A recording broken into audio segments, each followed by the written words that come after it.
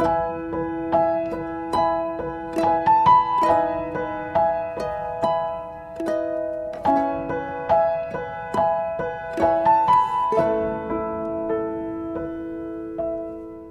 mengucap syukur kami berada di tempat ini dan kami mengamenkan apa yang baru kami deklarasikan lewat pujian kami, bahwa Allah sumber mujizat berada di tengah-tengah kami.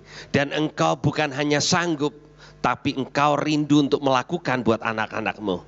Dan buat setiap kami yang membutuhkan mujizat pada pagi hari ini, Tuhan, Engkau sedang menyediakan perkara yang baru.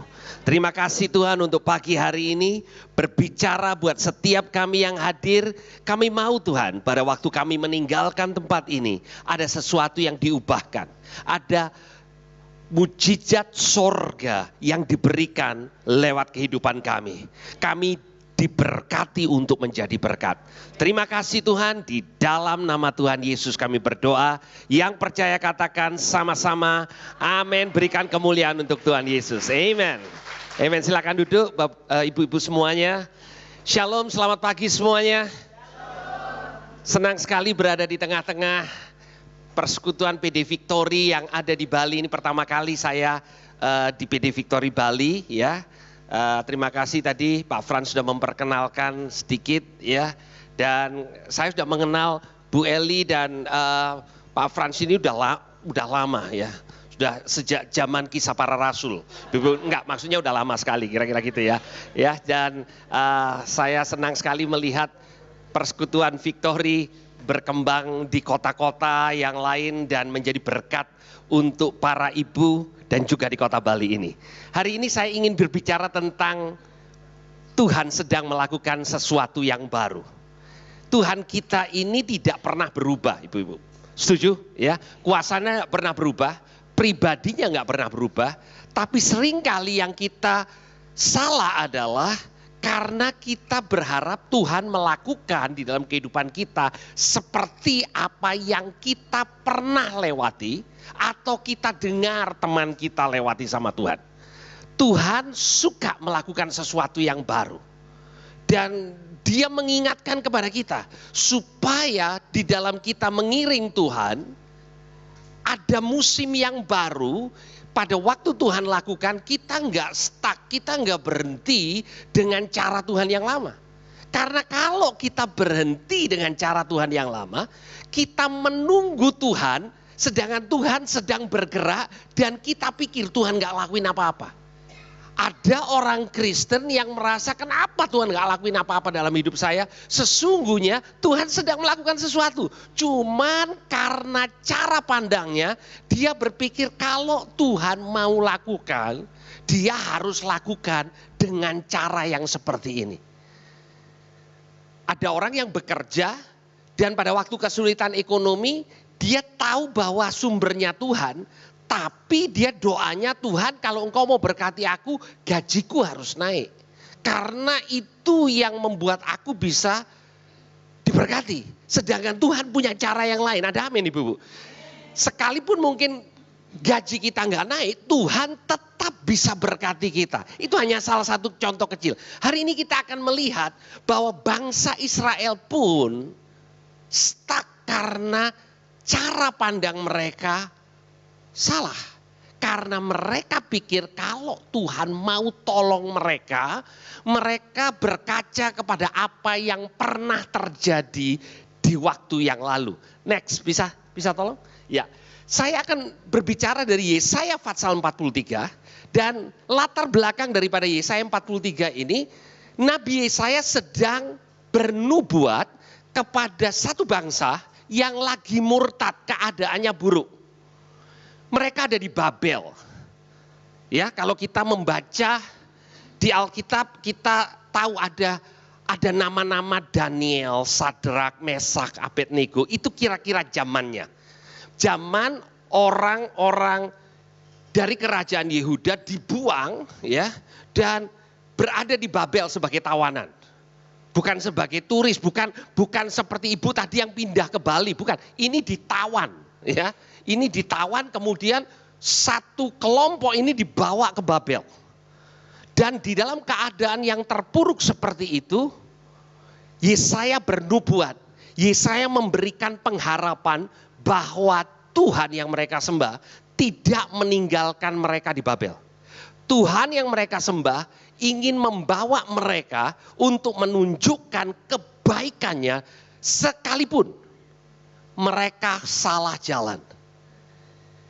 Siapa di sini yang pernah salah jalan, bawa mobil atau bawa motor kemudian salah jalan? Ya, setiap kita ya. Apalagi zaman modern sekarang ini kalau nggak bawa HP, ya, nggak lihat Google Map, ya kita sepertinya nggak tahu lagi ini ke kiri atau ke kanan gitu ya. Nah, di dalam kehidupan rohani kita, siapa yang mau jujur, kadang-kadang kita salah jalan. Ya, harusnya kita ke kiri tapi kita nyimpang ke kanan. Ya, Abraham pernah salah jalan. Ya, harusnya percaya Tuhan, di Kanaan dia pergi ke Mesir. Ya, sebagai oleh-oleh dari Mesir, Abraham bukan hanya dapat kado dari Firaun, Firaun berikan kado termasuk Hagar yang jadi masalah nantinya. Oke? Jadi salah jalannya bangsa Israel ini juga ada konsekuensinya. Karena mereka menyembah ilah lain, mereka meninggalkan Tuhan. Tuhan izinkan Babel, Nebukadnezar mengangkut mereka, ya. Dan yang lebih menyedihkan lagi, kebanggaan mereka, orang Israel itu punya kebanggaan. Bait Allah. Bait Allahnya dihancurkan, perkakasnya dibawa ke Babel, dan mereka bangsawannya juga ditawan dibawa ke Babel. Itu zaman di mana Yesaya sedang bernubuat. Selanjutnya, di Yesaya pasal 43, saya akan membacakan di ayat yang ke-16, dikatakan begini. Beginilah firman Tuhan yang telah membuat jalan melalui laut dan melalui air yang hebat. Kapan Tuhan pernah buat jalan melalui laut? Yesaya sedang mengingatkan mereka yang terbuang. Dulu nenek moyang mereka satu kali ada di Mesir. Jadi budak, 400 tahun jadi budak. Kemudian dalam satu malam Tuhan membebaskan mereka dan Tuhan membawa mereka keluar dari Mesir. Itu yang dikatakan oleh Yesaya. Yesaya bilang, Tuhan itu telah buat jalan melalui laut. Sesuatu yang tidak mungkin bisa dilakukan oleh manusia. Yesaya mau mengingatkan kepada orang Israel yang sedang putus harapan di Babel. Dulu Tuhan yang kalian sembah melakukan perkara yang dahsyat yang belum pernah terjadi. Di laut ada jalan. Kemudian dikatakan yang telah menyuruh kereta dan kuda keluar untuk berperang. Yang mana ini? Ibu-ibu, pada waktu Firaun dengan tentaranya dan 600 kereta kuda ngejar bangsa Israel. Dikira oleh bangsa Israel habis mereka. Dikira bangsa Israel, Tuhan kami ini dulu budak baru ngerasain kebebasan sebentar. Ternyata Engkau izinkan orang-orang yang begitu perkasa itu mengejar kami. Padahal itu bagian daripada rencana Tuhan. Kadangkala dalam kehidupan kita yang kita anggap sebagai sesuatu yang buruk, sesungguhnya bagian dari Tuhan mau melakukan perkara yang dahsyat dan besar. Ada amin Bapak Ibu. Dan selanjutnya dikatakan orang-orang gagah, mereka terbaring tidak dapat bangkit, sudah mati, sudah padam sebagai sumbu.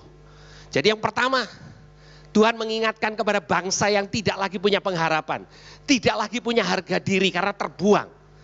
Dulu nenek moyangmu juga diperbudak, kira-kira gitu. Dan Tuhan lakukan perkara yang dahsyat. Selanjutnya, ini adalah gambaran yang Yesaya tadi katakan. Musa membelah lautan, next. Ya. Ini adalah cerita yang kita baca di kitab Keluaran. Tuhan melakukan perkara yang dahsyat, next. Dan ini kereta kuda yang ngejar mereka. awalnya mau menaklukkan bangsa Israel, tapi Tuhan menghancurkan dalam 1 hari seluruh tentara Firaun yang ngejar mereka. Dahsyat, luar biasa. Selanjutnya, ini yang Yesaya katakan. Jangan ingat-ingat yang dahulu. Kontradiktif kelihatannya. Baru diingetin. Terus kemudian Yesaya bilang begini, hei, jangan ingat-ingat yang dahulu. Maksudnya apa? Jangan ingat-ingat yang dahulu. Jangan perhatikan hal-hal yang dari zaman purbakala. Karena itu 400 tahun yang lalu, 400 tahun sebelum bangsa Israel mengalami apa yang dialami di Babel. Jadi sudah purbakala. Ya, kalau kita ngomong 400 tahun sebelum kita hidup ini purbakala. Ya. Dan Tuhan bilang begini, aku pernah melakukan perkara yang besar, tapi jangan ingat-ingat caranya. Kalau kamu tetap pakai cara yang lama, maka kamu akan kehilangan sesuatu yang baru. Next. Lihat, aku hendak membuat sesuatu yang baru. Yang sekarang sudah tumbuh. Belumkah kamu mengetahuinya? Dengan kata lain, ibu-ibu, Tuhan bisa lakukan sesuatu yang sekarang ini sedang terjadi, dan kita bilang begini sama Tuhan, mana Tuhan pertolongannya? Gak datang-datang. Tuhan bilang, sudah ada, sudah tumbuh. Kenapa seperti itu? Karena seringkali kita mendefinisikan pertolongan Tuhan dengan cara kita dulu pernah ditolong. Pernah dengar orang yang mengatakan gini, aku dulu kena kanker. Terus aku berdoa puasa. Aku berpuasa 40 hari terus sembuh. Kemudian dia kasih nasihat sama temannya. Nah, kalau kamu kena kanker, caranya supaya Tuhan bisa sembuhin kamu puasa 40 hari. Temannya puasa terus enggak tahan, 3 hari sudah enggak ngelanjuti. Makanya kanker kamu enggak sembuh-sembuh, itu harus 40 hari. Padahal itu Tuhan bicara sama dia 40 hari. Bukan Tuhan bicara sama temannya harus 40 hari. Ada amin, Ibu? Dan kita nunggu. Dulu pada waktu saya enggak punya uang, terus saya berdoa. Ada orang yang cerita sama saya begini, saya ini Pak enggak punya duit, saya masuk ATM tak tumpangin tangan. Ya, terus kemudian tak urapi minyak, hati-hati ya. Nanti ditegur kalau lakukan itu di cabang bank tertentu minyaknya kebanyakan ditegur, ibu merusak mesin ATM. Terus habis gitu saya cek saldo saya bertambah, puji Tuhan. Bisa nggak Tuhan lakukan gitu? Bisa. Terus kemudian dia bilang begini, makanya tiap kali saya nggak punya duit, saya masuk ATM, saya banyak bawa minyak urapan, tak grojok minyak. Ini di Bali, sorry, ngerti grojok ya? Karena pengurus-pengurusnya ini. Saya tadi ajak bicara, saya nggak kerasa kayak di Bali. Rata-rata berbahasa Jawa di sini. Jadi maaf kalau saya kelepasan pakai istilah-istilah yang ibu-ibu nggak mengerti. Saya bukan lagi berbahasa roh, tapi saya lagi berbahasa Jawa. Ya, kira-kira kalau ibu-ibu nggak ngerti, itu bahasa Jawa dan bukan bahasa roh. Oke, nah ternyata kok nggak terjadi. Karena kita berpikir, kalau Tuhan pernah lakukan itu sekali, Tuhan pasti lakukan dengan cara yang sama. Tapi yang Tuhan mau mengingatkan kepada kita adalah Tuhannya sama, caranya beda. Katakan, Tuhannya sama, caranya beda. Kalau Tuhan mau pakai cara yang baru, dia itu Tuhan. Ibu tahu Tuhan Yesus pernah menyembuhkan orang buta? Sama sakitnya, caranya beda. Ya, ada yang dikatakan tahirlah engkau, sembuh, matanya tercelik. Terus kemudian ada yang Tuhan Yesus sepertinya kok suka main lempung. Ya, dia bukan pakai air, ibu-ibu pakai apa ibu-ibu? Pakai ludah, oke? Terus ludahnya diapakan? Dicampurin ke tanah, terus kemudian diapakan ibu-ibu? Iya, ada yang ngomong dioleskan, ada yang ngomong diteplokkan, itu yang dari Surabaya itu ya. Ya, terus kemudian Jadi orang butanya saya rasa kerasa dingin-dingin gimana gitu. Saya ingin tanya sama ibu-ibu. Kalau ibu-ibu dikasih pilihan buta, mau cara yang mana? Disembuhkan Tuhan Yesus berfirman dan kita melihat, atau Tuhan Yesus melakukan lebih.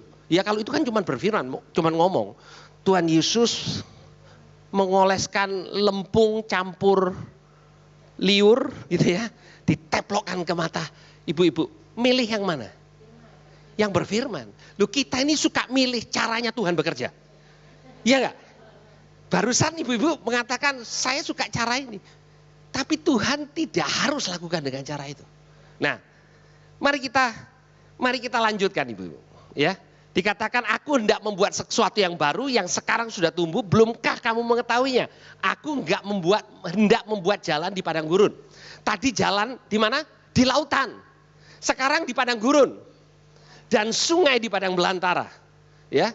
Jadi kalau dulu airnya banyak dikeringin sama Tuhan, sekarang tempatnya kering dibuat berair sama Tuhan. Sangat berbeda. Next, saya ingin memberikan ibu-ibu sedikit pelajaran sejarah. Jangan ngantuk ibu-ibu ya. Nah, yang di sebelah kiri ini Musa ibu.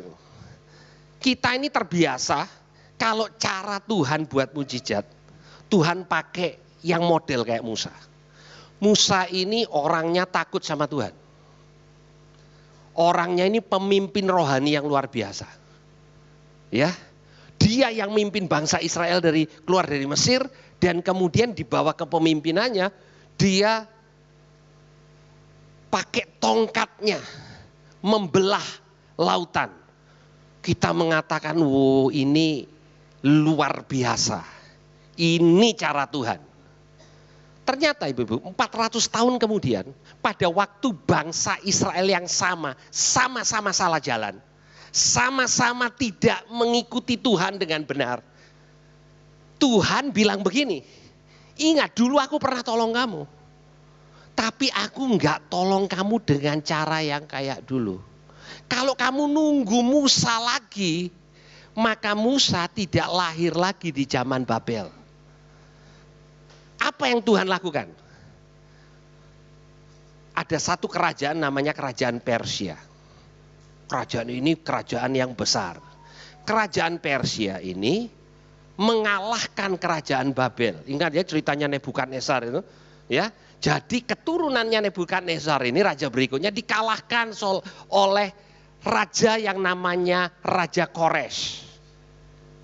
Ya, kalau ibu belajar sejarah, ini ada di sejarah dunia. Namanya Cyrus the Great. Kores Agung. Kores yang paling hebat. Hancurkan Babel. Terus kemudian karena dia perlu menarik simpati dari jajahannya Babel. Jadi jajahannya dibaikin.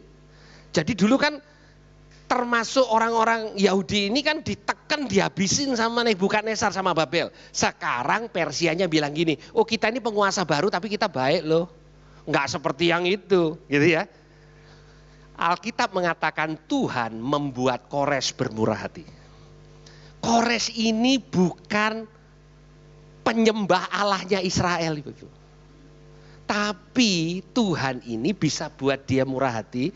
Semua orang Yahudi yang ada di Babel yang mau pulang dibiayai pulang. Bayangin Ibu kalau ada hari ini ada penguasa di dunia yang biayain kita pergi ke Israel gratis pulang pergi. Luar biasa kan? Ya. Kira-kira Kores itu seperti itu. Dibiayain terus kemudian dikasih surat dari kerajaan di mana mereka yang pulang itu tidak boleh diganggu oleh siapapun. Karena mereka sedang berada di dalam perintah raja. Balik ke Israel, balik ke Yerusalem. Kalau kita membaca kitab Esra, Nehemia, itu bangun kembali. Itu duitnya dari mana ibu-ibu? Dibiayai raja. Bahasa Jermannya opotumon. Tapi Tuhan bisa buat begitu. Ada amin ibu. Bukan Musa ibu-ibu, tapi Kores. Kalau ini kita bilang, oh iya kalau Tuhan nolong ya hamba Tuhan yang diurapi luar biasa. Tuhan bisa ngurapi yang model begini. Kasih duitnya kerajaan.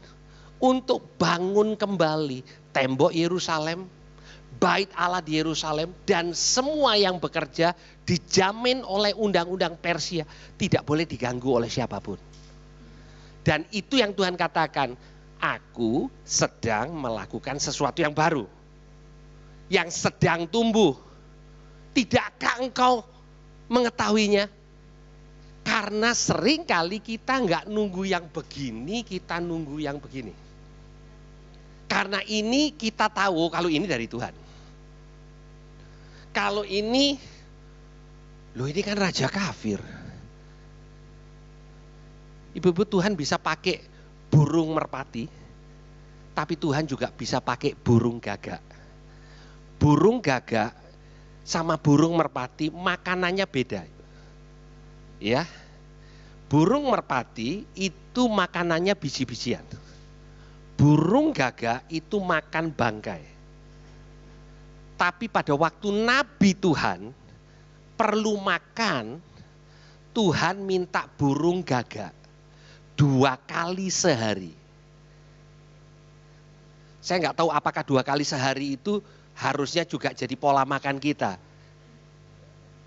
Mungkin itu sebabnya beda. Elia dipelihara Tuhan 2 kali sehari dikirim makanan.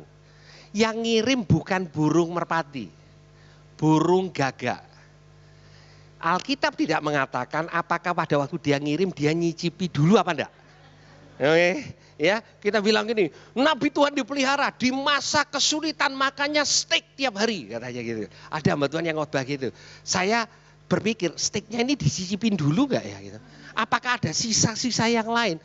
Kalau Elia boleh milih, saya kok rasa pada waktu kiriman pertama datang, mungkin Elia ini berdoa, Tuhan terima kasih untuk berkatnya. Tapi tolong Tuhan, kan kamu berkuasa. Kalau kamu bisa kirim burung gagak, kamu juga bisa kirim burung merpati. Deliverynya tolong jangan, ini agak kurang nyaman. Hitam, jelek, bau. Saya pengen delivery yang beda dong Tuhan. Tapi selama masa kekeringan itu, Tuhan pelihara Elia. Tapi Elia tidak menuntut cara Tuhan pelihara Elia. Ada amin ibu-ibu? Ibu-ibu, saya tahu di Bali ini selama masa pandemi ini masa yang sangat sulit. Benar gak ya untuk ibu-ibu yang kita yang tinggal di Bali ya. Untuk jujur aja untuk kita yang dari Jawa, kita bilang begini, aduh puji Tuhan kalau liburan ke Bali murah. Pada waktu pandemi, kan murah ibu-ibu. Ya, hotel pada murah.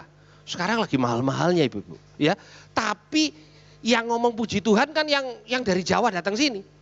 Yang di Bali yang mata pencariannya di sini kan mengatakan Tuhan buat kembali, pulihkan kembali Bali gitu ya. Saya tidak tahu cerita ibu-ibu masing-masing.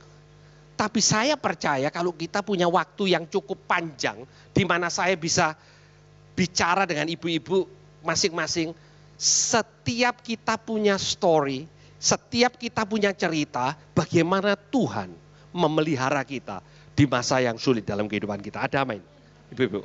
Buktinya ibu-ibu bisa masih hadir di tempat ini setelah pandemi dengan keadaan sehat. Saya tidak mengatakan tidak ada tantangan. Saya tidak bahkan mengatakan semua yang hadir sini berarti nggak pernah kena COVID. Rata-rata kita sudah pernah kena COVID lah ibu. Ya, by the way untuk informasi saya sudah 2 kali. Tapi sekarang lagi enggak ibu. Jadi jangan khawatir.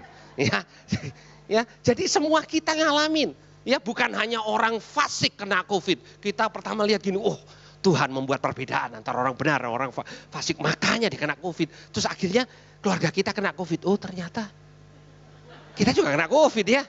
Tapi bedanya ada pemeliharaan Tuhan di masa pandemi. Ya, bukan berarti kita harus mengatakan kalau kita orang benar cara Tuhan pelihara harus begini. Saya nggak boleh kena COVID. Saya nggak boleh ada masalah keluarga. Karena saya sudah melayani Tuhan. Nggak ada ceritanya ibu-ibu. Mana ayatnya? Kan kita suka-suka sendiri kan. Pokoknya kalau saya dulu Salah satu alasan kenapa saya mau jadi hamba Tuhan, saya pikir Ibu, semakin saya dekat sama Tuhan, semakin sedikit masalah saya. Jadi berbanding terbalik gitu ya. Gitu ya. Ternyata Ibu-ibu, ya bahasa Jermannya menurut Pak Frans tambah ya. Kemalangan orang benar itu banyak. Tapi bukan period, bukan titik gitu enggak. Tuhan yang melepaskan mereka dari semuanya itu. Tuhan melepaskan. Tapi bukan Tuhan tidak izinkan masalah, enggak loh Ibu. Balik lagi ya. Nah, Ibu, keadaan keduanya ini kira-kira sama. Bangsa Israel ini tidak lagi nurut. Ya. Tuhan tolong, Tuhan tolong. Ada masa tunggu, ya. Dan pada waktu Tuhan tolong, awal bangsa Israel ditolong sama Musa juga merasa gini, kok Musa? Ya. Kita ini seringkali memang komplain. Akhirnya terbiasa kan dengan Musa. Terus kemudian kok Kores? Ini kan Persia ini orang kafir ini. Ya. Ini tidak ikut persekutuan doa ini. Yang ini. Jelas tidak ikut persekutuan doa dia. Tapi gimana kalau dia tidak ikut persekutuan doa tapi dia bisa biayain persekutuan doa? Itu dari Tuhan apa dari si jahat? Dari Tuhan. Jadi Tuhan bisa pakai burung gagak, Tuhan bisa pakai burung merpati. Karena dia Tuhan. Bagian kita adalah mempercayai dia, bagian dia adalah melakukan seperti yang dia mau. Kalau itu seperti yang kita mau, itu yang jadi Tuhan, itu kira-kira siapa Ibu-ibu? Nah itu, kita ini seringkali bilang Tuhan, Engkau Tuhan, tapi sesungguhnya kita yang mau ngatur Tuhan. Caranya aku. Ya. Engkau sediakan mobilnya yang nyetir aku. Tujuannya aku yang tentukan. Kapan tibanya aku yang ngatur. Tuhan mau kita berada di tengah-tengah rencananya. Next. Ya. Saya ingin bicara tentang masa lalu. Ya. Bu. Bangsa Israel punya masa lalu, punya sejarah toh, ya. Sejarah itu sebaik apapun itu bukan acuan untuk masa depan. Rasul Paulus mengatakan begini, aku melupakan apa yang ada di belakangku. Dia bukan lagi ngomong lupa ingatan, bukan. Tapi yang dia katakan begini, apa yang ada di belakangku itu tidak harus jadi acuan apa yang akan ada di depanku. Iblis berusaha untuk mengingatkan kita tentang masa lalu. Wong dulu kamu gagal. Wong dulu modelmu kayak begini. Nggak heran kamu sekarang seperti ini. Masa depan kita di dalam Tuhan tidak pernah ditentukan oleh masa lalumu. Itu bukan acuan. Dan iblis seringkali hanya mengingatkan kita kepada masa lalu kita karena dia tahu masa lalu kita. Dan dia akan katakan kepada kita, aku beritahu kamu masa depanmu tidak jauh-jauh dari masa lalu. Kita terbelenggu dengan masa lalu kita. Next. Kegagalan masa lalu juga membuat kita tidak bisa move on. Banyak orang nggak move on. Banyak orang yang merasa karena dia belum dapat jawabannya, kenapa?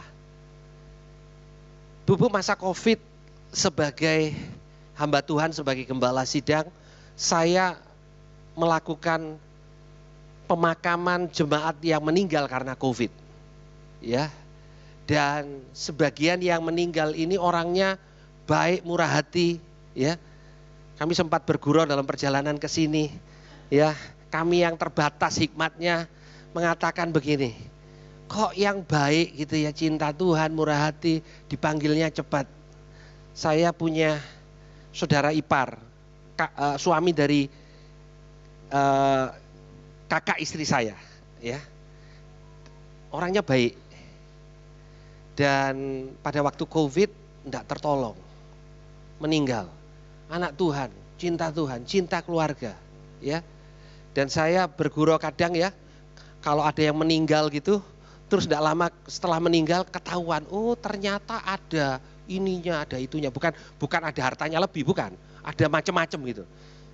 Tapi saya bersyukur ipar saya ini setelah meninggal, keluarganya baru tahu, oh ternyata dia lebih murah hati daripada apa yang mereka tahu. Sangat murah hati. Ya, saya masih ingat pada waktu pemakaman, pada waktu itu pemakamannya susah, zamannya COVID. Ya, pinjam diesel, kemudian tiba-tiba yang saya telepon untuk sewa diesel itu tanya, loh yang meninggal siapa Pak? Saya kasih tahu namanya. Oh kalau itu nggak usah bayar Pak, itu orang baik sekali. Gitu. Loh sampai orang yang nyewain diesel ngomong nggak usah bayar. Saya bilang loh ada dadanya, nggak usah bayar Pak.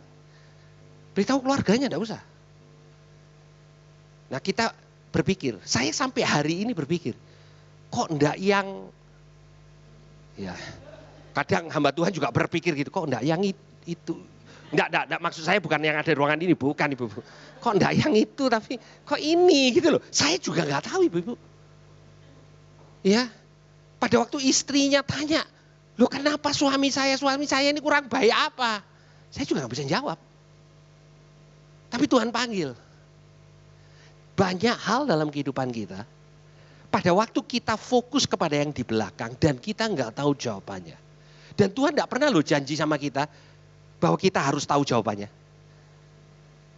Ibu-ibu di kitab Ayub itu nggak tahu kenapa dia ngalamin itu semua. Bayangin anaknya 10 ibu-ibu. Bukan sakit, bukan kena COVID, 10 dalam satu hari. Mati. Dia melakukan dengan benar. Dia nggak pernah tahu.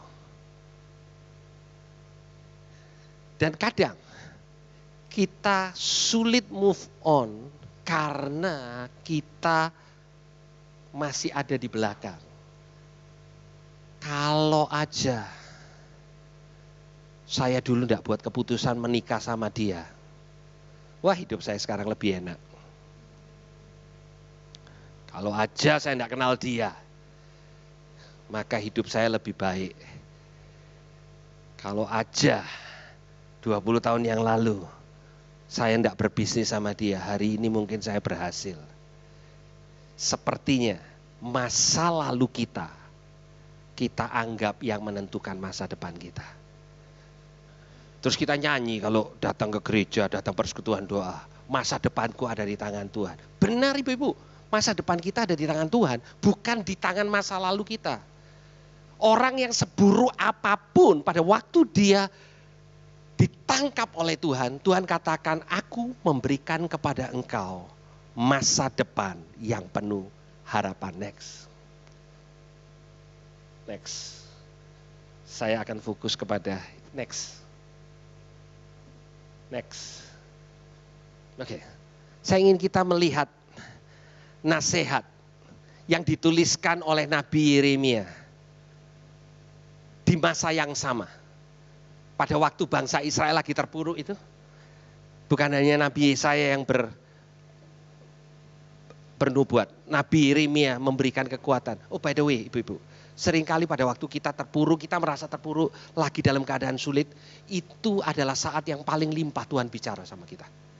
Justru perubahan kehidupan kita itu seringkali bukan pada waktu kita ini lagi dipromosi, lagi enak-enak gitu ya. Terus kemudian menikmati pantai di Bali, enggak apa-apa dinikmati pantainya. Ibu-ibu tinggal di Bali, terus kemudian sambil minum koktail gitu ya. Terus kemudian Roh Kudus bicara gitu. Seringkali dalam keadaan sulit, dalam keadaan kita penuh tantangan, Roh Kudus mulai bicara. Ratapan Fatsal 3 ayat 19 dikatakan, ingatlah akan sengsaraku dan pengembaraanku, akan ipuh dan racun itu. Nah kata ipuh ini bukan kata yang umum dalam bahasa Indonesia. Sebagai buktinya saya ingin tanya sama ibu-ibu, siapa yang tahu arti kata ipuh? Angkat tangan. Ipuh tahu? Nah ya, saya juga baru tahu karena sebelumnya ini bukan di perbendaharaan kata yang lazim. Ipuh itu getah dari pohon tertentu yang sebelum bangsa Israel perang, atau pada waktu itu bangsa-bangsa yang perang ya kan pakai anak panah. Anak panahnya itu diolesin dulu sama getah ipuh supaya apa? Lebih mematikan. Itu ibu, ya. Jadi Yeremia mengatakan, kalau aku mengingat akan sengsaraku, pengembaraanku, bangsa Israel ini diangkat dari Babel. Kalau aku ingat semuanya itu, akan ipuh dan racun itu, jiwaku selalu teringat akan hal itu dan tertekan dalam hatiku. Kalau kita ingat terus yang seperti itu, Yeremia mengatakan jiwa kita tertekan. Selanjutnya. Next. Tetapi, kita perlu lihat tetapinya. Hal ini yang kuperhatikan. Artinya, apa yang kita perhatikan itu adalah hak kita.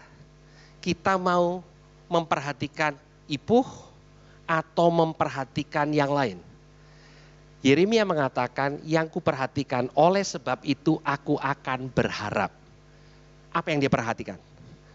Tak berkesudahan kasih setia Tuhan. Tak habis-habisnya rahmatnya. Selalu baru tiap pagi. Besar setiamu. Saya ingin kita baca sama-sama ayat ke-22. Karena itu yang perlu kita perhatikan.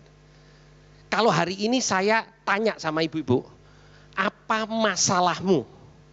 Kita mulai dari paling depan sampai paling belakang. Setelah kita selesai di paling belakang, kita pulang dari ruangan ini semua loyo. Padahal kita semua punya masalah, ibu-ibu. Siapa yang gak punya masalah? Angkat tangan. Nanti saya doakan. Setiap kita punya masalah, saudara, ibu-ibu tidak perlu didoakan. Ibu-ibu akan punya masalah, ya.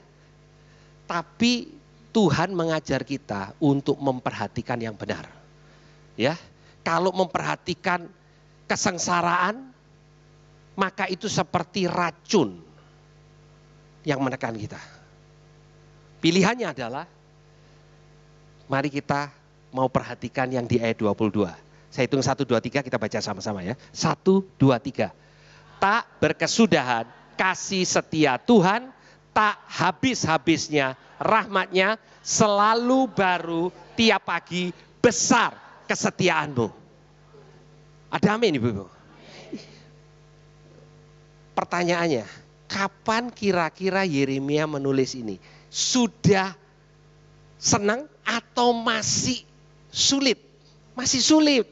Jadi kalau ibu-ibu baca kitab ratapan ini, seluruh namanya juga kitab ratapan. Isinya meratap. Isinya keadaan sulit-sulit.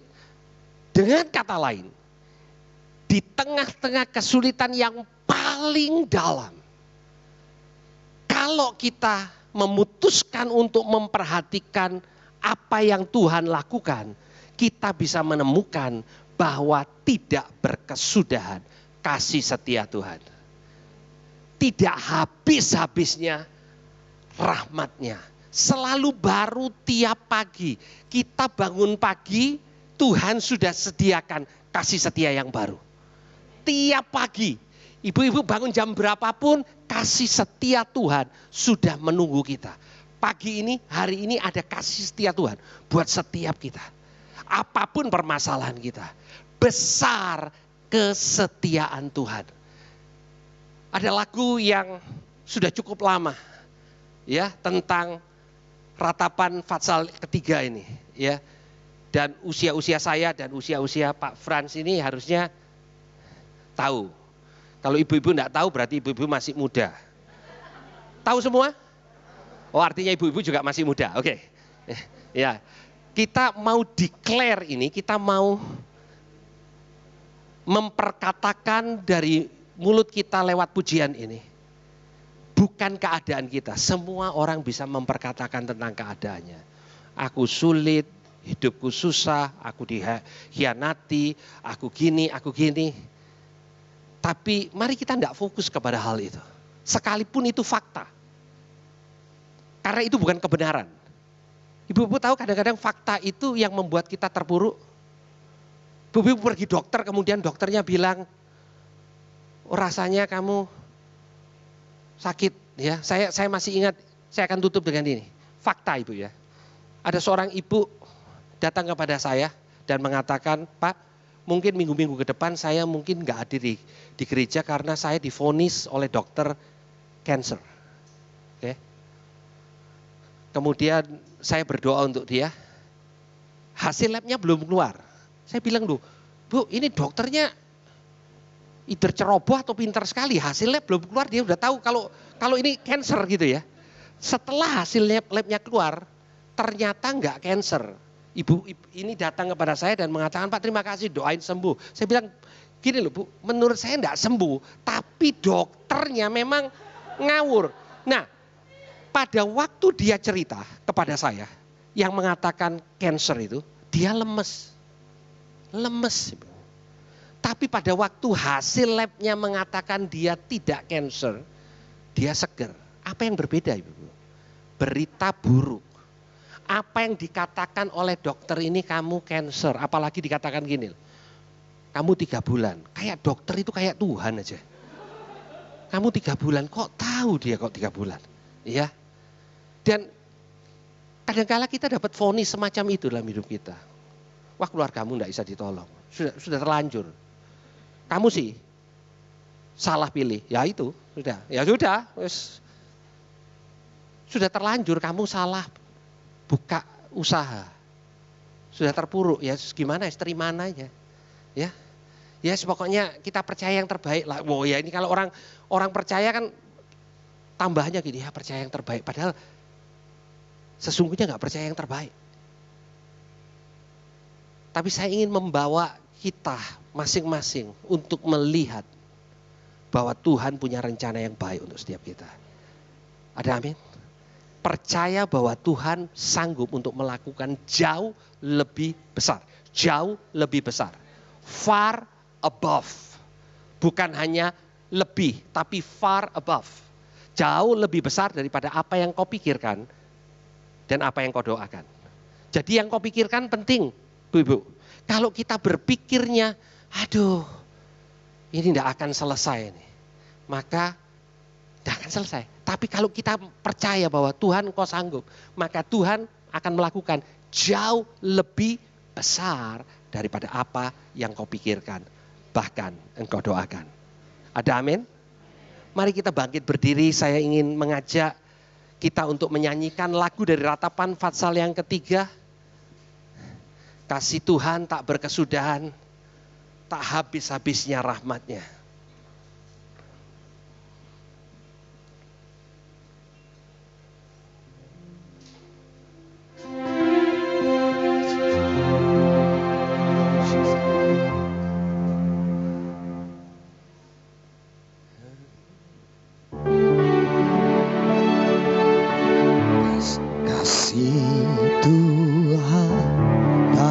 Berkesudahan,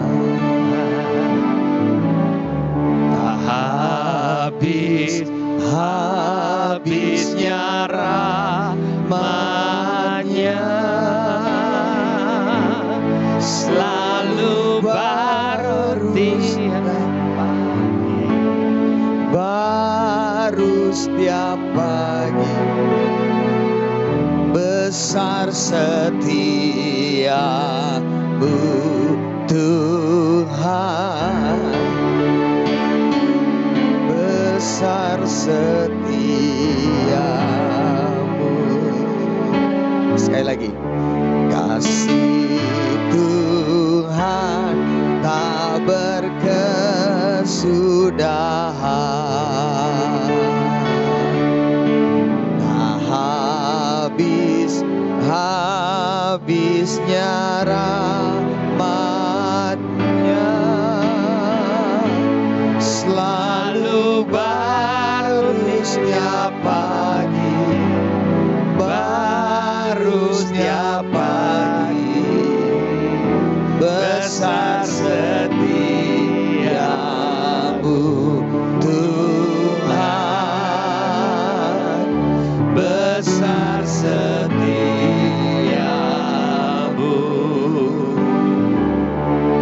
Selalu baru tiap pagi, itu yang kau katakan dan perkataanmu itu kebenaran. Tuhan, kami tidak hidup berdasarkan fakta masa kini ataupun masa lalu. Tuhan, masa lalu kami bisa buruk, masa lalu kami bisa menyakitkan, dan kami tetap mau melihat kepada masa depan yang penuh harapan. Dan kami tahu Tuhan, Engkau sedang membawa kami kepada masa depan kami. Kami percaya bahwa Engkau bisa memakai Musa untuk menolong bangsa Israel. Engkau bisa memakai Koresh untuk juga menolong umat-Mu. Engkau bisa memakai mujizat yang terjadi 20-15 tahun yang lalu, tapi Engkau bisa memakai cara yang baru hari ini. Tapi satu perkara kami tahu, kasih Tuhan tak berkesudahan, tak habis-habisnya rahmat-Nya, selalu baru tiap pagi. Besar kesetiaan-Mu. Terima kasih Tuhan, terima kasih untuk setiap umat-Mu, setiap anak-anak-Mu di PD Victory Bali. Apapun yang sudah menjadi pergumulan kami sepanjang waktu-waktu ini, kami tahu masa depan kami baik. Katakan, masa depanku baik. 1, 2, 3. Masa depanku baik. Masa depanku baik. Katakan lagi, 1, 2, 3. Masa depanku baik. Amin. Mengapa kita yakin? Karena Tuhan mengatakan masa depan kita penuh pengharapan. Yes. Masa depan kita ada di tangan Tuhan dan bukan atas apa yang sudah terjadi. Tuhan, terima kasih Tuhan untuk masa depan yang Kau sediakan buat kami. Terima kasih untuk siang hari ini. Biar firman-Mu ini boleh tertanam di dalam hati kami masing-masing. Di dalam nama Tuhan Yesus. Yang percaya katakan satu kali lagi. Amin. Berikan kemuliaan untuk Tuhan Yesus.